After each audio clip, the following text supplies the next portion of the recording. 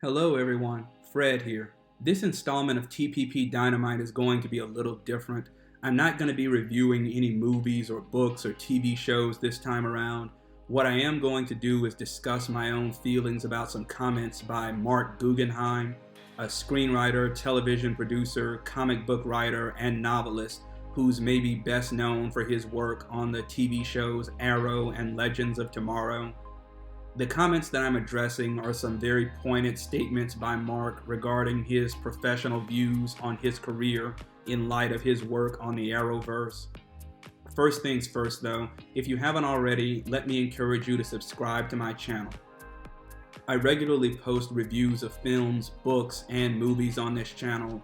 I'm also an author of adult and young adult mystery novels. To date, I've released 3 books, The Women in White, The Lethal List, and most recently, Textbook Murder. All of them are on sale now, and there are purchase links in my video description below. With that in mind, and without further ado, I'm going to dig right into my topic for today. About a month ago, Marc Guggenheim, one of the major creative forces behind the TV shows Arrow and Legends of Tomorrow, released a long post on his personal blog, Legal Dispatch, where he reminisces very frankly about his time working as a part of the so-called Arrowverse. That post has just recently started gaining major media traction as bloggers and YouTube personalities, like yours truly actually, have started reposting it and or just discussing it. For those of you who don't know, the Arrowverse is basically a shared universe of TV shows that started airing on the TV network, the CW, beginning with 2012's Arrow, and they're actually still continuing now. The Arrowverse has included a bunch of shows, and many of them have been quite profitable for the network over the past 10 plus years, but it all started with Arrow, and Marc Guggenheim was one of that show's creators. Arrow itself was highly profitable for the CW, but ended about 2 years ago after 8 seasons. Marc's post is pretty long, so I'm going to put it up on screen and I'll go through my own thoughts about it bit by bit. I think that'll be easier for everyone than just trying to summarize my feelings on the whole thing like a scattershot or whatever. So Marc starts by saying, "So I almost killed the newsletter this week. True story. In fact, I even wrote up a draft edition to that exact effect. But why? Well, I'll start with a truncated version of what I had originally written. Your phone is going to ring off the hook. Such was said to me by a friend who's old enough to know what ring off the hook means. For those of you younger than that, it basically means that the phone is going to ring a lot. The friend in question was talking about Crisis on Infinite Earths, a 5-hour, 6-show television event I was spearheading for DC Entertainment, the CW Network, and Warner Brothers Studios. The project, a live-action adaptation of a seminal comic book series that made a significant impression on my psyche, was more than a labor of love. It was a labor in every respect, and a project where I spent every ounce of capital I had amassed in developing DC Comics-related shows for Warner Brothers over an 8-year period. I called in every last favor, I used every chick, I burned every bridge, I even spent $10,000 of my own money." I'm going to stop right there for a second. I myself was a fan of the Arrowverse during its earliest days, basically during the years of Arrow seasons 1 through 5. That really was peak Arrowverse to me, when the various TV series were focused more on story than anything else. Arrow basically lost any semblance of sense or grace during season 6. The Flash did the same thing during season 4, which aired around the same time as Arrow season 6. Legends had basically turned into a soulless gay pride slapstick parade by that same time. Supergirl had fully embraced being a showcase of toxic femininity, and Black Lightning always was middling at best. And I might as well add that I really think that the Marvel Netflix TV show Luke Cage did what Black Lightning was trying to do, but did it better. All that to say that by the time Crisis aired during Arrow season 8, I had basically quit the Arrowverse, but was still occasionally following it just to see if it would produce anything else worth watching. I decided to give Crisis a chance because of its concept, because it was being hyped as the greatest superhero TV event of all time, one that would be bringing in characters from all eras of live-action movies and TV shows in then recent Warner Brothers history. Spoiler alert, Crisis really wasn't all that special to me. Yes, it had its cool moments, but it really didn't do much to redeem the downward slide that the Arrowverse had been taking up until then. All of the legacy characters whose inclusion was being hyped up for months on social media basically just ended up being glorified cameos. The stakes were basic, the CGI and the general effects weren't anything better than you could expect from the sort of low-budget network TV shows that air on the CW. The story itself, which was supposed to be the culmination of several plot lines that had been on slow boil for years on Arrowverse shows, was lacking. It didn't exactly tie off the dangling plot threads and even left a few major plot holes. There were episodes of Arrow seasons 1 through 2 and The Flash season 1 that were better put together and more gripping than the whole of Crisis. No disrespect to Marc Guggenheim, of course. He evidently poured his heart and soul into this thing, and it really shows his dedication that he spent so much of his own money to help make it happen. Anyway, back to the post. He says next, years before Doctor Strange and the Multiverse of Madness would mainstream the concept of an interconnected multiverse, Crisis brought together characters from the 1966 Batman television show, the 1989 Batman feature, the 1990 The Flash series, the Smallville series, Lucifer, Doom Patrol, Titans, Swamp Thing, the Green Lantern movie, Superman Returns, Kingdom Come, the list goes on and on. Ezra Miller even reprised their feature film role as Barry Allen to meet the Arrowverse incarnation played by Grant Gustin.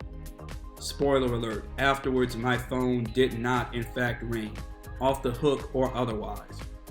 Yes, and I don't mean to belittle this in the slightest, fans loved what we did. There were tweets, there were posts, there were memes, there was much discussion, all of which I was and remain deeply grateful for. Working on these shows, we always reminded ourselves that the opposite of love was not hate, it was apathy. And no matter what, there was never any apathy. Except for, well, Hollywood. Hollywood met everything we did with apathy. Actually, apathy would have been a step up. Okay, I have plenty of feelings about this here. On the one hand, yeah, I do agree with Mark's implicit point that credit does belong where it's due. Technically speaking, he really did develop the whole multiverse concept first, though be it for low-budget TV projects on a crappy network that not very many people watch. And I do think he deserves more credit for doing it first. Spider-Man No Way Home did basically exactly what Mark did years before and got all the love, nostalgic and otherwise, for doing it. Doctor Strange and the Multiverse of Madness was a much worse movie that did something similar, got less love, but still made a killing at the box office, and the guy who wrote that awful movie is being given the keys to the kingdom by Disney and being allowed to steer the course of Marvel's multiverse saga. And I am old enough to remember that during the early days of the Arrowverse, Marc Guggenheim and the other creatives behind the show were repeatedly, frustratingly neutered by Warner Brothers' old regime, which hammered them with restrictions on characters they could and couldn't use, and stories that they could and couldn't tell on Arrow in particular.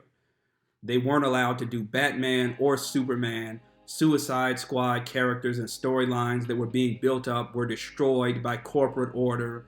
Amazing storylines centered on Harley Quinn and Deadshot got yanked.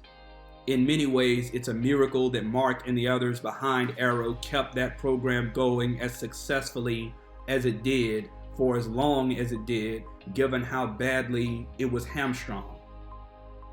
On the other hand, like I said earlier, Crisis was by no means a masterpiece. It struck a chord with plenty of Arrowverse fans, and again, it had its moments, but it got plenty wrong too, the main thing being the story and its execution. Crisis was less so a collective whole and more so a blend of mediocrely written Arrow, Batwoman, The Flash, Legends of Tomorrow, and Supergirl episodes, that don't compare to stronger written episodes in most of those individual shows' own earlier seasons. Instead of just getting one or two writers to pen the whole Crisis event, the writers from each of those individual shows wrote one episode, and it made most of Crisis feel disjointed and tonally inconsistent. Marc lists all the amazing legacy characters and actors who showed up during Crisis, but what he leaves out is that those characters and actors basically made glorified cameos and didn't contribute in any major way to the story of Crisis.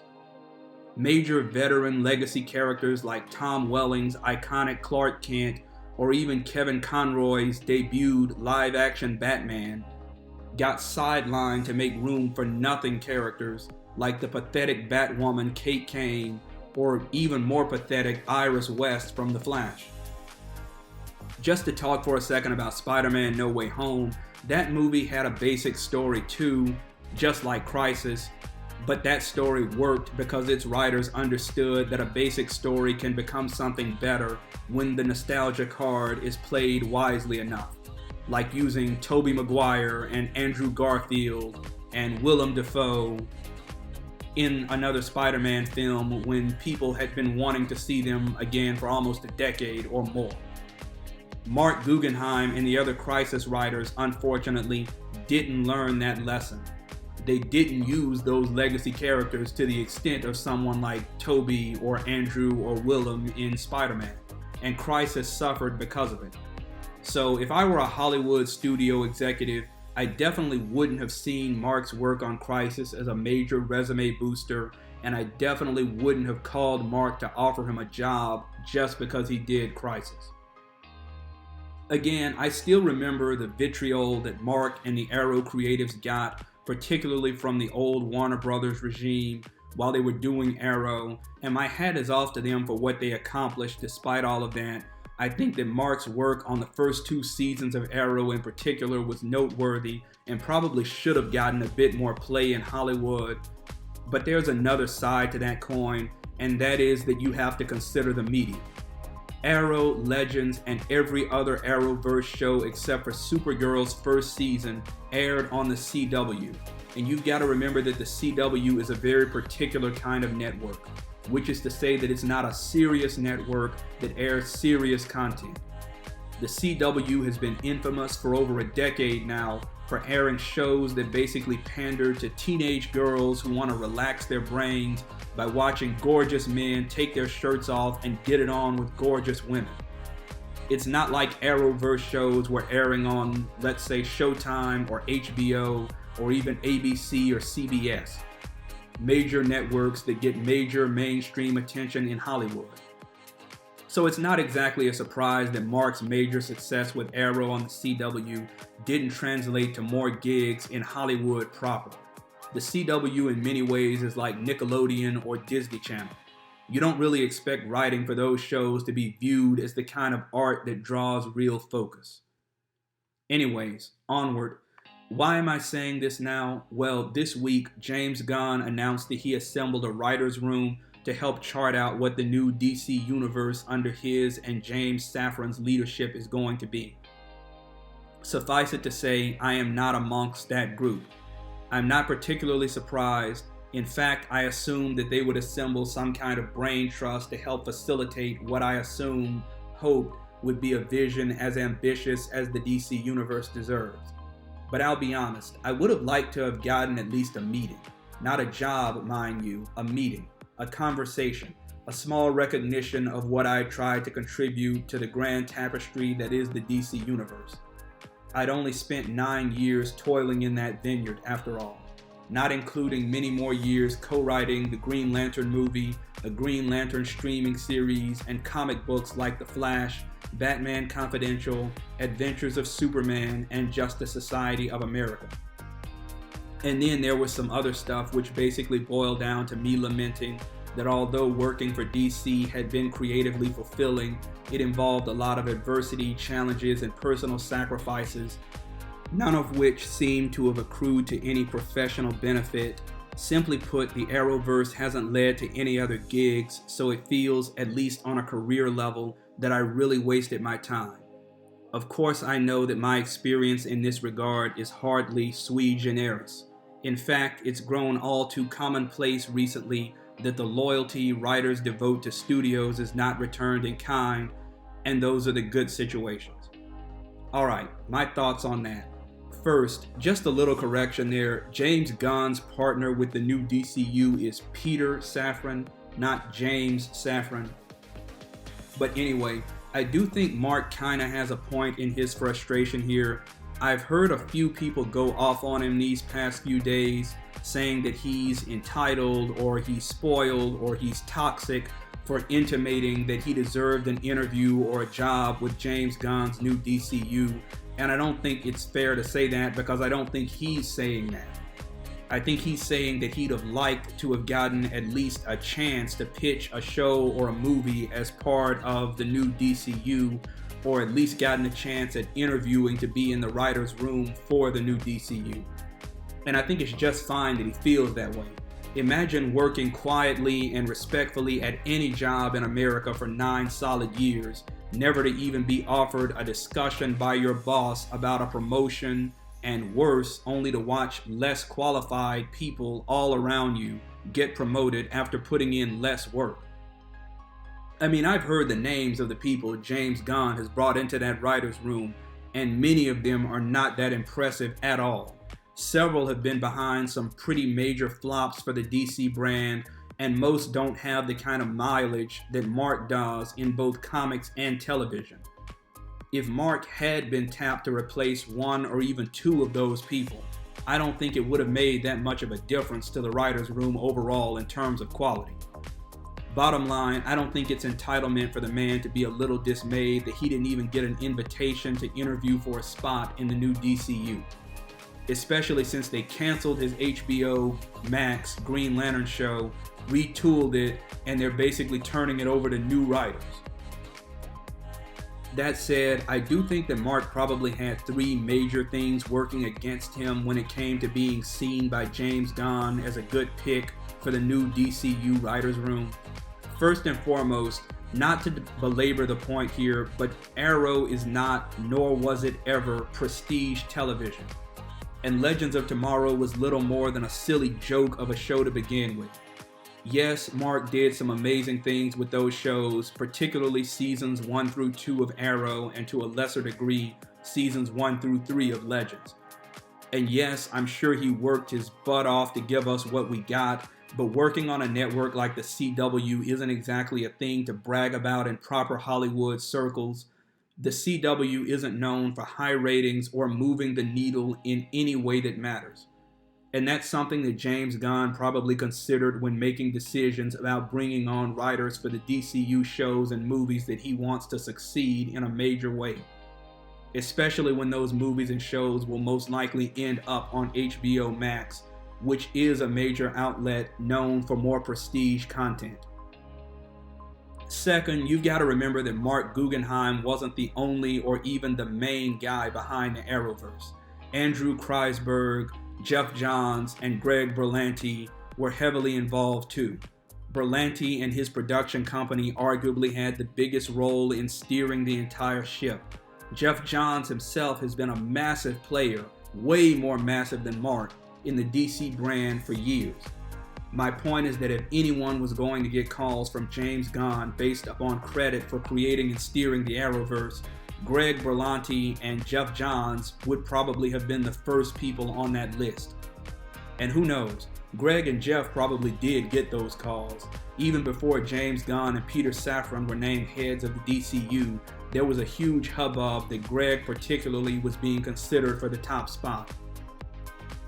Third, and I mean no disrespect to Mark by saying this, but Marc Guggenheim's film history is both limited and terrible. He's only done screenplays for 2 movies, both of which were awful. He was part of the team that did the story and screenplay for the 2011 Green Lantern film, one of the worst superhero movies, and a movie that killed an entire DC shared universe before it could even get off the ground. He also did the screenplay for the 2013 film Percy Jackson's Sea of Monsters, the movie that totally butchered the New York Times best-selling Rick Riordan book of the same name for cinema and ruined the prospects of further Percy Jackson movies at the time. And that sort of film resume is a monumentally bad look when you consider that James Gunn was trying to find writers who could help build a solid universe that will largely consist of films. Yeah, I think courtesy should have dictated giving Marc at least a shot at pitching a show or a movie instead of just ignoring him altogether, but I get why that probably did not happen. As far as goes Marc's comments on Hollywood and how it treats writers who devote their time and energy to passion projects only to get nothing in return, I've got nothing more to say on that than that's the game Marc signed up to play. He's been in this business for over 2 decades now. He knows the score, and he's had probably some responsibility even by this point for tanking the dreams of more than a few writers who wanted to work on his projects back in the day. That's just the nature of the beast that is Hollywood.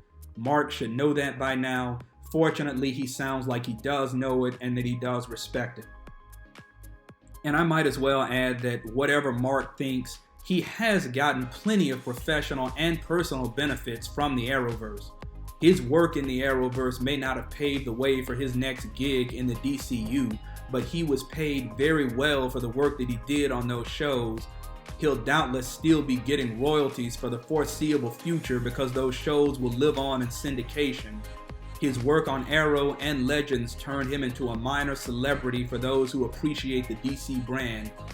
And he's got plenty of social capital that I'm sure he'll be able to leverage sooner or later into another opportunity. My point is, the man's work on those shows was far from worthless. I mean, I would have gladly taken his place and his salary and his social capital from being the showrunner on those shows if I could have. And I bet there are plenty of other writers in Hollywood who would agree with me on that. And hey, at the close of the day, Marc's work also entertained the masses and continues to do so to this day. And isn't that the whole point of art and entertainment to begin with? To have fun with the audience, to draw them in. My point is that Marc's work was by no means a waste of time, even though it may not have yet paid off exactly like he wanted it to. Okay, alright, let me finish the post. He says, now you may ask, what does this have to do with ending the newsletter?